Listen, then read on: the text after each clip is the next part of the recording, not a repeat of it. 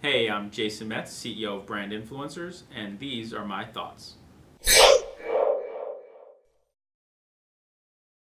As a marketing consultancy, we're often brought in to work on projects with a number of other agency partners. And in many cases, the brands we work with, typically big Fortune 500 companies, they have agency partners who've been working with them for years, 5 years, 10 years, in some cases 20, 30, 40 years.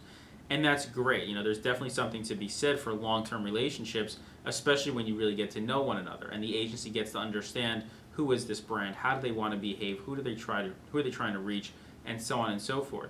But at the same time, there's absolutely a case to be made for a fresh set of eyes. And we find very often, we come into a campaign cold. We haven't worked with a brand before. We haven't been exposed to sort of their mindset or their groupthink. And as a result of that, we may take a little bit of time to sort of get on the uptick and figure out exactly who they are and how they see themselves.